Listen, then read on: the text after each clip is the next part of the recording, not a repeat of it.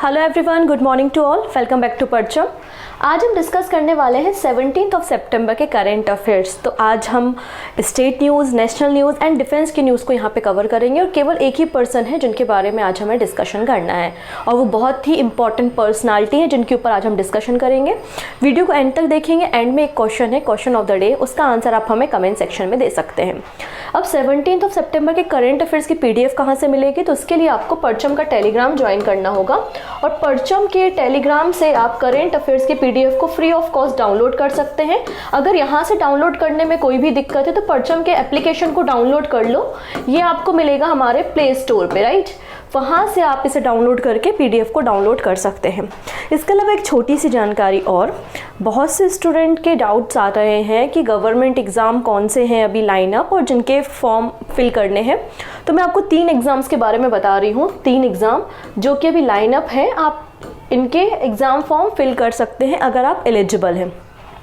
First number पे है Delhi police constable, जिसमें लगभग 7000 प्लस वैकेंसीज़ हैं।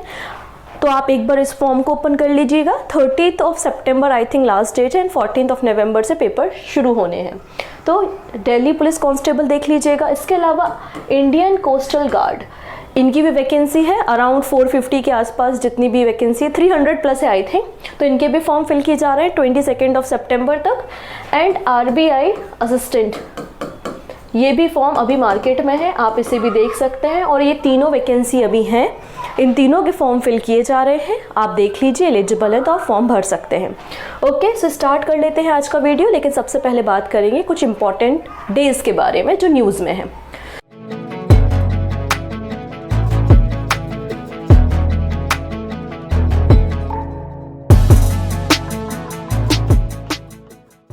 सबसे फर्स्ट नंबर पे है 17 सितंबर को हम सेलिब्रेट कर रहे हैं world patient safety day. World patient safety day की शुरुआत WHO ने की थी। WHO की जब 72 नंबर की वर्ल्ड हेल्थ असेंबली की कॉन्फ्रेंस हो रही थी 2019 में, तब उन्होंने इस दिन को डिसाइड किया था और डिसाइड किया था कि हर साल 17 सितंबर को हम world patient safety day celebrate करेंगे। यहाँ पर थीम क्या है? Engaging patient for the patient safety, यहाँ पर थीम है। अब आज है 17 सितंबर और आज विश्वकर्मा जयंती भी है, ठीक है। जैसा कि हमने पहले भी डिस्कशन किया था, ये जो विश्वकर्मा स्कीम है उसको 17 सितंबर विश्वकर्मा जयंती के दिन लॉन्च किया जाएगा by the prime minister Narendra Modi. So यहाँ पे PM मोदी जो है आज के दिन PM विश्वकर्मा स्कीम को लॉन्च करेंगे 17 सितंबर को न्यू दिल्ली से। हालांकि आप लोग इस स्कीम के बारे में जानते हैं, पर थोड़ा सा मैं ब्रीफ कर देती हूँ क्या है आखिरकार ये स्कीम। तो इस स्कीम को PM विश्वकर्मा स्कीम नाम दिया गया है। इसे न्यू दिल्ली से आज के दिन 17 सितंबर के दिन लॉन्च किया जाएगा। बेसिकली हमारे कंट्री के जो भी क्राफ्टमैन हैं, आर्टिस्ट हैं, ट्रेडिशनल आर्टिस्ट हैं, उनकी जो कारीगरी है, उनका जो वर्क है, उसको एक मार्केट में अच्छे लेवल पे पहुंचाना, उनको टूल किट प्रोवाइड करना, ट्रेनिंग प्रोवाइड करना, स्किल अप करना और कैसे आप मार्केट में अपने प्रोडक्ट को सेल आउट कर सकते हो। तो उनको एक तरीके से फाइनेंशियल जिससे मदद भी हो सके, तो इसलिए इस स्कीम को तैयार किया गया है। PM Vishwakarma scheme aim to support traditional artist and the craftsman. इसके लिए सेंट्रल गवर्नमेंट के द्वारा 13,000 करोड़ रुपीस अलॉट किए गए हैं। ये पूरी तरीके से फुली फंडेड है बाय द सेंट्रल गवर्नमेंट और सेंट्रल गवर्नमेंट ने 13,000 करोड़ रुपए यहाँ पर दिए हैं।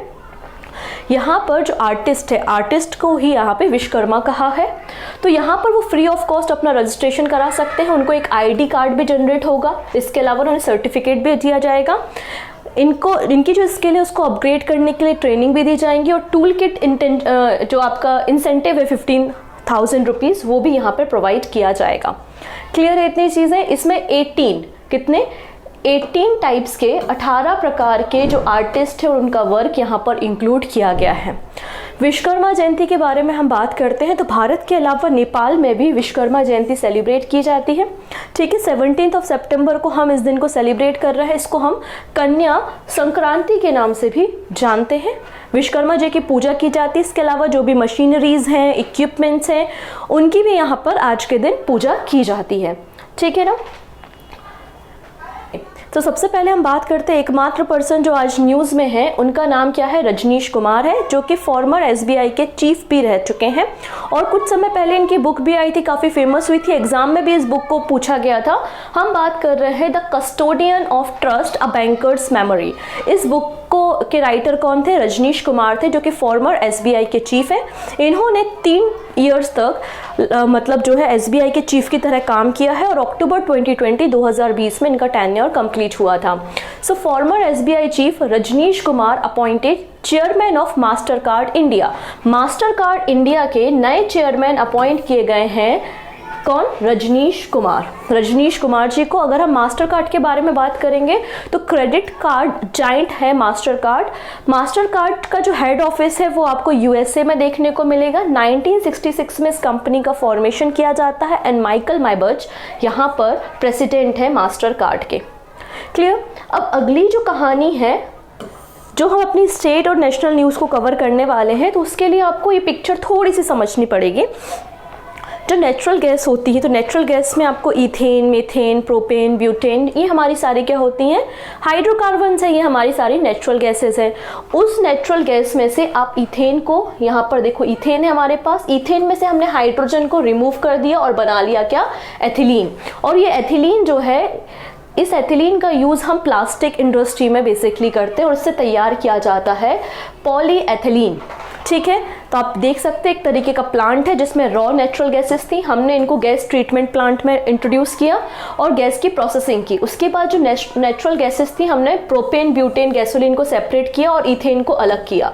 फिर इथेन की क्रैकिंग की, मतलब इथेन क्रैकर, और उसके बाद इसे एथिलीन बनाया हाइड्रोजन को रिमूव करके। और फिर एथिलीन का यूज़ बेसिकली यहाँ पर डेरिवेटिव्स की तरह, जो हमारे प्लास्टिक प्रोडक्ट है, डिटर्जेंट पाउडर वगैरह, डिटर्जेंट इंडस्ट्री, उसमें हम इसका यूज़ करते हैं। तो यहाँ पर बेसिकली एक टर्म आएगा जिसका नाम है एथिलीन क्रैकर प्रोजेक्ट। तो आपको समझ में आना चाहिए, एथीन जो गैस है उसमें से हाइड्रोजन को रिमूव करके उसको एथिलीन बनाया है और जिसका यूज़ हम फर्दर किस में करेंगे, प्लास्टिक इंडस्ट्री में करेंगे। So PM Modi to lay foundation stone of 49,000 crore ethylene cracker project in MP. Madhya Pradesh में प्राइम मिनिस्टर मोदी ने फाउंडेशन स्टोन रखा है, मतलब स्थापना की है 49,049 करोड़ रुपीस के एथिलीन क्रैकर प्रोजेक्ट की। इसके अलावा 10 अदर इंडस्ट्रियल प्रोजेक्ट को भी फाउंडेशन स्टोन रखा गया है bye the prime minister Modi. Recently prime minister Modi MP and CG में गए हुए थे विजिट पे। तो ऑब्वियस सी बात है, जब देश का प्रधानमंत्री राज्यों में जाता है तो कुछ ना कुछ स्कीम्स को तो लॉन्च करता ही है। यहाँ पर हम आज एमपी की स्कीम्स को देख रहे हैं। सो पीएम मोदी ने यहाँ पे 49,000 करोड़ रुपीस के एथिलीन क्रैकर प्रोजेक्ट का फाउंडेशन स्टोन रखा है बीना रिफाइनरी इन एमपी, मध्य प्रदेश की बीना रिफाइनरी में। बेसिकली इसमें क्या होगा, ये जो प्रोजेक्ट है वो पॉलीएथिलीन एंड पॉलीप्रोपिलीन को प्रोड्यूस करेगा, जिनका यूज़ हम pharma industry, plastic, textile and packaging industry में करेंगे। कमर्शियल जो प्रोडक्शन स्टार्ट हो जाएगा वो 2028 तक। ये जो प्रोजेक्ट है, ये जो फैक्ट्री लगाई गई है, प्लांट लगाया गया है, वो 2028 तक फंक्शन करेगा। इसके अलावा 10 न्यू इंडस्ट्रियल प्रोजेक्ट का भी फाउंडेशन स्टोन एमपी में रखा है, ठीक है, जिनकी टोटल कॉस्ट लगभग 1 लाख करोड़ रुपए की है और इससे कई सारी 2 करोड़ से ज़्यादा एम्प्लॉयमेंट भी जनरेट होगा। अब यहाँ पे देखिएगा, हम बात कर रहे हैं, प्राइम मिनिस्टर मोदी ने 3,000 करोड़ रुपीस का electrical and renewable energy equipment manufacturing facility को भी इनॉग्रेट किया है नर्मदापुरम डिस्ट्रिक्ट। बेसिकली जो होशंगाबाद है उसका नाम चेंज करके कर दिया गया है नर्मदापुरम। सो नर्मदापुरम डिस्ट्रिक्ट में 3,000 करोड़ रुपए का electrical and renewable energy equipment manufacturing industry लगाई जाएगी। इंदौर में 2 नए IT पार्क्स को लगाया जाएगा, ठीक है, और रतलाम में भी एक इंडस्ट्रियल पार्क ओपन किया जाएगा near the Delhi Mumbai expressway.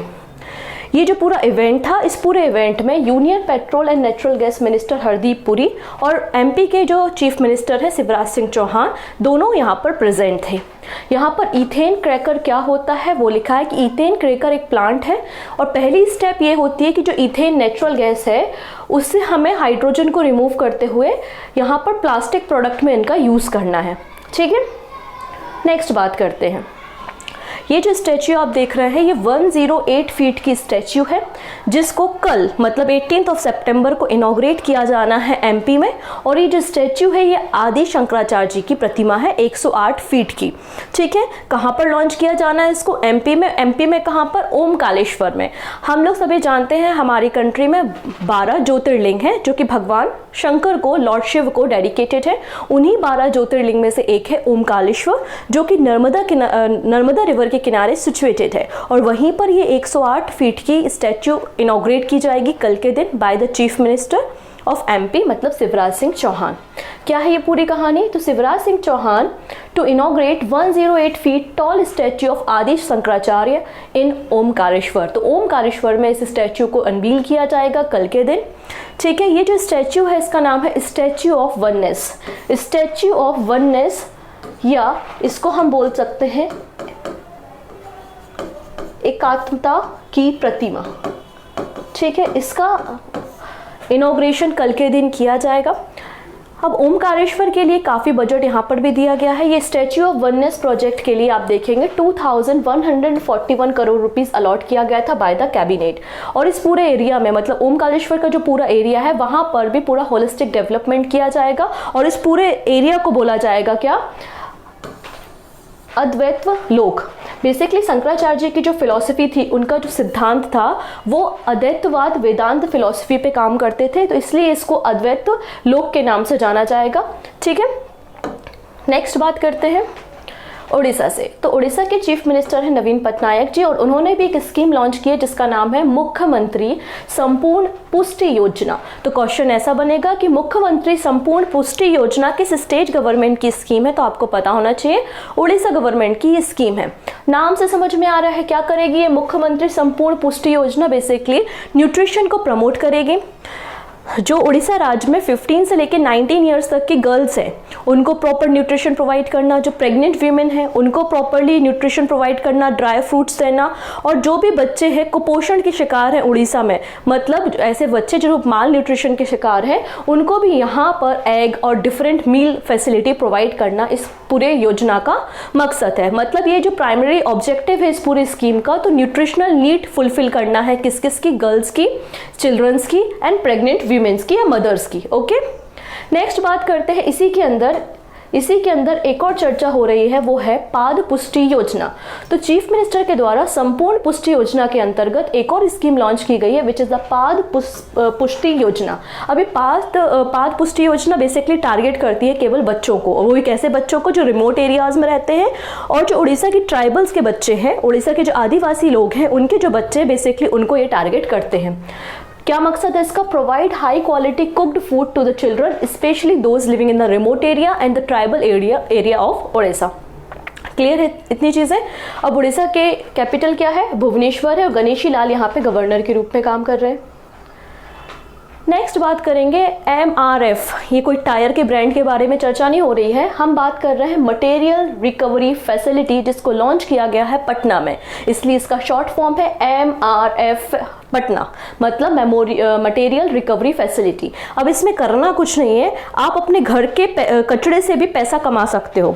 तो ये फैसिलिटी वही है। यहाँ पर जो पटना म्युनिसिपल कॉर्पोरेशन है उन्होंने एक यहाँ पे MRF फैसिलिटी लॉन्च की है, जिसमें ये कहा गया है आपके घर में अगर ड्राई वेस्ट या फिर आपका वेट वेस्ट कलेक्ट होता है तो आप आइए और सबमिट हमको कीजिए वो कचरा, और जो भी एक लिस्ट उन्होंने तैयार की है कि इतने केजी पे इतना पैसा, इस मटेरियल पे इतना पैसा, वो पैसा लेके आप अपने घर जाइए। ठीक है, बेसिकली यहाँ पे वेस्ट को रिसाइकिल किया जाएगा। तो क्वेश्चन है which municipal corporation has started a cash for waste scheme for common people at the recently stabilizing material recovery facility?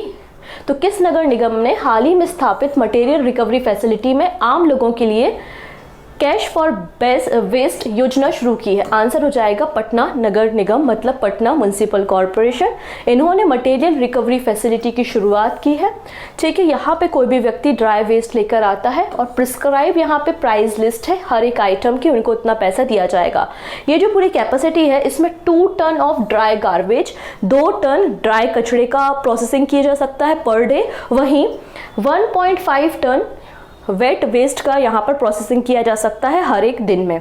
ठीक है, इस पूरी फैसिलिटी का नाम पिंक MRF है क्योंकि पूरी तरीके से वीमेंस के द्वारा रन की जा रही है। अब इसको सेटअप किसने किया है, तो MRF जो फैसिलिटी है बेसिकली सेटअप की गई है by the Patna municipal corporation with the help of ministry of environment, forest and the climate change and German institute GIZ की मदद से इस फैसिलिटी को इंस्टॉल किया गया है पटना में।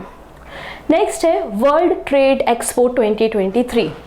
तो वर्ल्ड ट्रेड एक्सपो होने जा रहा है कहाँ पे, मुंबई में, और इसको इनॉग्रेट किया गया है बाय द रमेश वैश्य जो कि गवर्नर भी हैं महाराष्ट्र के।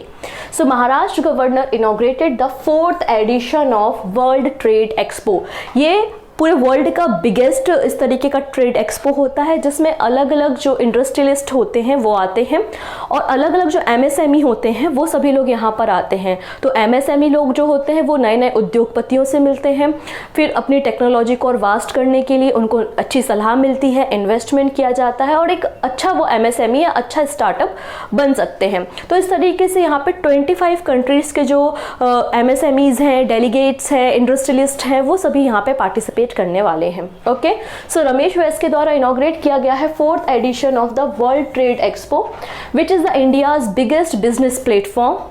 ये इंडिया का बिगेस्ट बिजनेस प्लेटफॉर्म है स्पेशली फॉर द MSME, जिसको ऑर्गेनाइज किया जा रहा है with the jointly by the world trade centre Mumbai and all India association of industry. किस किस के द्वारा, world trade centre Mumbai and all India association of industries के द्वारा इसे तैयार किया जा रहा है। ठीक है, ये बेसिकली जो MSME है वो ग्लोबल मार्केट को एक्सप्लोर करने की अपॉर्चुनिटी यहाँ पे उनको मिल सकती है और tourism, trade and technology exchange भी यहाँ पे किया जाएगा। क्लियर, लगभग 25 कंट्रीज के जो मेंबर्स हैं, डिप्लोमेट्स हैं, यहाँ पे पार्टिसिपेट करने वाले हैं। ओके, नेक्स्ट बात करेंगे अब भारत जो है वो और यहाँ पर सुखोई जो एयरक्राफ्ट है हमारे 12 सुखोई एयरक्राफ्ट को खरीदने वाला है। ऐसी जानकारी हमको हमारे डिफेंस मिनिस्टर राजनाथ सिंह ने दी है। क्या है पूरी डील, आइए हम थोड़ा सा समझ लेते हैं। तो ये वाली जो न्यूज़ है, आने वाली जो 2-3 स्लाइड है वो बहुत इंपॉर्टेंट है आपके हर एक एग्जाम के लिए। आजकल यही चल रहा है ट्रेंड, ठीक है। सबसे पहले बात करेंगे DAC मतलब डिफेंस एक्विजिशन काउंसिल, DAC के बारे में बात कर रहे हैं जिसका फॉर्मेशन 2001 में हुआ था। तो DAC approve proposal worth ₹45,000 crore including procurement of 12 Sukhoi 30 MKIS। तो यहाँ पे DAC ने अप्रूव कर दिया है और 45,000 करोड़ रुपए की डील भी साइन की है कि 12 सुखोई और दूसरे जो डिफेंस के सेक्टर के लिए हमें इक्विपमेंट की ज़रूरत है, आर्मी के लिए, नेवी के लिए, एयरफोर्स के लिए, हम उनको परचेज करेंगे अंडर द आत्मनिर्भर भारत इनिशिएटिव। ये जो भी इक्विपमेंट हम परचेस करेंगे उनमें से 50 से 60% जो इसका मटेरियल है या इक्विपमेंट है वो मेड इन इंडिया होंगे। ठीक है, तो गवर्नमेंट ऑफ इंडिया ने यहाँ पे गवर्नमेंट ऑफ इंडिया का जो इनिशिएटिव है आत्मनिर्भर भारत, उसी के अंतर्गत यहाँ पे 45,000 करोड़ रुपए की डील हो रही है फ्रॉम द डोमेस्टिक वेंडर्स। और ये डील कौन कर रहा है, DAC कर रहा है और DAC को चेयर करते हैं डिफेंस मिनिस्टर राजनाथ सिंह। और उन्होंने कहा है कि हम अप्रूवल देते हैं नए नए इक्विपमेंट्स को परचेस करने के लिए for Indian navy, Indian army and Indian air force. सबसे पहले बात करते हैं कि 12 सुखोई यहाँ पे एयरक्राफ्ट को परचेस किया जाएगा और इन एयरक्राफ्ट को तैयार कौन कर रहा है, HAL तैयार कौन कर रहा है यहाँ पर, HAL। मैन्युफैक्चरिंग कहाँ हो रही है, भारत में हिंदुस्तान एरोनॉटिक लिमिटेड में हो रही है। अब देखो आप सभी को पता है कि सुखोई भारत का तो है नहीं, रशिया का है। तो ऐसे थोड़ी ना हम कुछ भी मैन्युफैक्चरिंग करेंगे, इसके लिए हमें लाइसेंस लेना पड़ेगा, उनसे बात करनी पड़ेगी। तो हमने यहाँ पे लाइसेंस भी लिया है from Sukhoi aviation company Russia से और उसके बाद HAL जो है वो 12 सुखोई तैयार कर रहा है जिनको इंडियन एयरफोर्स में इंक्लूड किया जाएगा। ठीक है, These aircraft will be the most modern Sukhoi 30 MKI aircraft in India, जिसकी जो इक्विपमेंट्स है उसमें बहुत एडवांस इंडियन इक्विपमेंट्स है, वेपन्स एंड रडार का यूज़ किया है और 60% जो भी यहाँ पे कंटेंट तैयार है इसमें जो भी इंस्ट्रूमेंट्स लगाए जाएंगे वो पूरी तरीके से मेड इन इंडिया होंगे। डन। अगली बात करते हैं, जो डोर्नियर एयरक्राफ्ट है उनको अपग्रेड करने की बात की जा रही है जिससे एक्यूरेसी और भी ज़्यादा हो जाए और उनका ऑपरेशन भी काफ़ी रिलायबल हो सके। तो इंडियन एयरफोर्स यहाँ पे जो है वो अपग्रेड करने की बात कर रहा है डोर्नियर एयरक्राफ्ट को, इनको अपग्रेड किया जाएगा। इसके अलावा हमारे पास जो ALH MK4 हेलीकॉप्टर्स हैं, तो हमारे जो हेलीकॉप्टर्स हैं, तो हेलीकॉप्टर से हम मिसाइल्स को भी मतलब उसमें वॉरहेड को इंक्लूड करके मिसाइल्स वगैरह भी दागने का काम करते हैं, छोड़ने का काम करते हैं। तो एयरफोर्स जो है वो short range air to surface missile Dhruv Shastra as potent indigenous precious guided weapon for indigenous built ALH MK4 helicopter। तो यहाँ पे बोला जा रहा है कि जो ALH MK4 हेलीकॉप्टर्स है उनके लिए यहाँ पे short range air to surface missile Dhruv Shastra को तैयार किया जा रहा है। ठीक है, ये बेसिकली ध्रुव शस्त्र जो है वो एक वेरिएंट है एंटी टैंक मिसाइल नाग का, जो कि हेलीकॉप्टर के द्वारा लॉन्च होता है, जिसको डिज़ाइन एंड डेवलप कर रहा है DRDO, defence research and development organisation. Clear है। और क्या बात की जा रही है, और यहाँ पे बात हुई है कि हमारी इंडियन आर्मी को ज़रूरत है लाइट आर्मर्ड मल्टीपर्पज़ व्हीकल्स की। ठीक है, integrated surveillance and targeting system की, and high mobility vehicle, gun towing vehicle for swift mobilisation and deployment of artillery guns and radar. तो ये सारी चीज़ें भी यहाँ पे प्रोक्योर की जा रही हैं। अब ये जो डिफेंस एक्विजिशन काउंसिल है, इसको फॉर्म किया गया था 2001 में, 2001 में under the national security system. ये बेसिकली पॉलिसी तैयार करता है कि कौन से इक्विपमेंट की ज़रूरत जो है वो Indian army, navy and air forces को है, और उसके लिए फिर इक्विपमेंट्स को परचेस किया जाता है।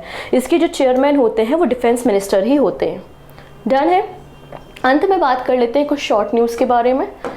तो सबसे पहली न्यूज़ ये है कि Indian council for cultural relation मतलब ICCR ने आयोजित किया Vaishali festival of democracy eight Bihar Nalanda university. Bihar की नालंदा यूनिवर्सिटी में वैशाली फेस्टिवल ऑफ डेमोक्रेसी का आयोजन किया गया था, अभी इंटरनेशनल डे ऑफ डेमोक्रेसी के दिन।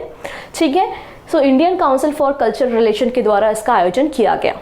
नेक्स्ट है, इंटरनेशनल हॉकी फेडरेशन ने रिसेंटली पाकिस्तान का नाम हटा दिया है। किस लिए? क्योंकि पाकिस्तान को पहले ओलंपिक क्वालिफायर को होस्ट करने के राइट से, लेकिन यहाँ पर जो है आप देखेंगे कि state own Pakistan sports board and Pakistan hockey federation के बीच में कुछ फाइटिंग चल रही थी, कुछ कॉन्फ्लिक्ट चल रहे थे, जिनको देखते हुए इंटरनेशनल हॉकी फेडरेशन ने ये डिसीजन लिया है, has withdraw the hosting rights of the Olympic qualifier from Pakistan.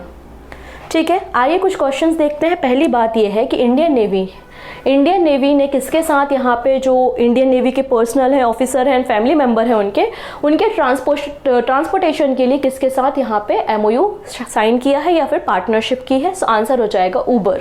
Option B बिल्कुल करेक्ट है। नेक्स्ट है, सरपंच संवाद एप्लीकेशन किसने लॉन्च किया है? तो असम में लॉन्च किया गया है, option C. International hockey federation has withdraw the hosting right of the Olympic qualifier from which country? किस कंट्री से? तो आंसर हो जाएगा पाकिस्तान। नेक्स्ट है, इंटरनेशनल डे ऑफ डेमोक्रेसी 15 सितंबर को सेलिब्रेट हुआ, इसकी थीम क्या थी? तो थीम थी empowering the next generation. Option D बिल्कुल करेक्ट हो जाएगा। ओके, नेक्स्ट है, यूनियन कैबिनेट ने रिसेंटली कौन सी ऐसी स्कीम है जिसको एक्सपांड किया है, जिसको एक्सटेंशन दिया है? तो अभी हमने डिस्कस किया था प्रधानमंत्री उज्ज्वला योजना। ऑप्शन ए बिल्कुल करेक्ट हो जाएगा। ओके, नेक्स्ट है, in which state will the 4th edition of the world trade expo to be organized? तो आंसर हो जाएगा महाराष्ट्र में 4th नंबर का वर्ल्ड ट्रेड एक्सपो को ऑर्गेनाइज किया जाएगा। This is the question of the day. देखो, मैंने आपको यहाँ पे US ओपन के बारे में बताया था। US ओपन हमने मेन सिंगल देखा, US ओपन हमने वीमेन सिंगल देखा। फिर मैंने आपको न्यूज़ में बताया था कि इस बार का डुओ भी बड़ा खास था क्योंकि उसमें इंडियन थे। ठीक है, तो इसलिए आपको बताना है, हालांकि हमारा जो डुओ था उसमें जो रनर अप इंडियन थे उनका नाम आपको बताना है। Which Indian tennis player won the runner up trophy in the US open double final? तो जो भी आंसर होगा आप हमें कमेंट में दीजिएगा। बाकी सारी बातें कल के वीडियो में करेंगे। कल नहीं, मंडे को अब हमारा करेंट अफेयर्स आ पाएगा, बिकॉज मंडे नहीं, ट्यूसडे को, क्योंकि कल वीकली CA आएगा और वीकली CA जो है वो जानवी मैम लेकर आएंगे। ओके, तो ट्यूसडे को हम वापस से मिलेंगे 7 AM अपने कुछ और नए करेंट अफेयर्स के साथ। Take care and bye bye.